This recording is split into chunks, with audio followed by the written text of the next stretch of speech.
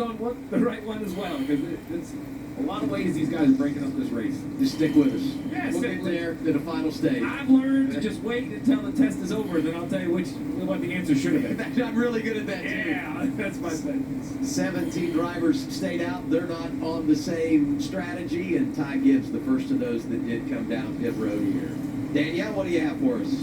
Yeah, Double A, let's get into our stage break, brought to you by Snapdragon. And tires, certainly the name of the game, Corey. On that late caution, you saw Blaney restart 7th and drive to the lead. What do you expect here in stage 2? I think these guys are going to hit their toes on how much tire you burn early in the run. Do I want to go past guys who are trying to pace that run, save some tires for the back end, and then try to play defense the back half of the run? Certainly more tire degradation, I believe, than anybody anticipated, because those Goodyear Eagles are trying to push that 3,600-pound vehicle, and we rode along with the foot camera of SVG, and he barely cracking the throttle. So these guys are really trying to squeeze every ounce of grip these Goodyear Eagles have to give. SVG, Chris Buescher, both on the same strategy, flipped the stage there. What do you make of the 17 versus the 97? Does Buescher have something for SVG? What did you see out of that car stage 1? He is, and I also don't think that we've seen all of SVG's cards yet.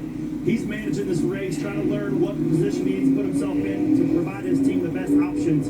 Those guys are sitting, him and the 17 are both sitting on an extra set of tires for later in this race if needed. So, but Chris Buescher, he's not going to let him have it easy. And also, I got to give a tip of the cap to Ryan Preece. Yeah, I loved that move late. Two things. I hated to see the right front of the 23 come off, because I did not have SVG pointing out the window and letting Bubba Wallace by earlier in the race on my bingo card. So we've seen some players. We haven't seen SVG run away with it just yet. These guys are keeping them honest. They certainly are, Adam. There is no lack of excitement or even contact.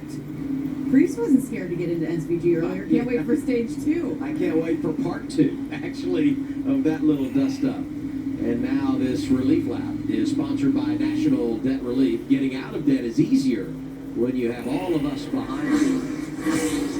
It's Ricky Stenhouse Jr. who returns to the lead lap here in San Diego. And that means Bubba Wallace is the only car a lap down. Actually, he's 2 laps down right now. But if he were lucky enough to get another yellow, I know NASCAR's going to be very careful to not have to throw a yellow because of how long the cautions are here. So it's going to take something substantial to bring one out. But Bubba Wallace is hoping to get a couple quick ones here as soon as possible to be able to turn his race around.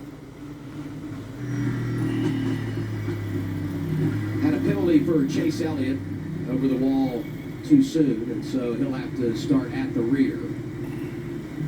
And we'll reset some of the other strategies, but first let's hear about the race leader, Ryan Preece, down to Marty. Yeah, Ryan Preece asked his crew chief, Derek Finley, did I miss the call to pit road, or is this our plan? And he said, yes, this is now our plan. See if they're going to try and run to the flip here in stage 2. I just asked Derek, can you make it to that point? And he said, I believe we can, and we have to get on everybody else's tire strategy. So we may lose some track position here, but I can't afford not to have that extra set in stage 3 like everybody else will. All right, let's put that in the Dakota ring. What they're looking for right there is they need to run about 15 more laps to come to pit road before the end of stage 2, and then would stay out when others pit.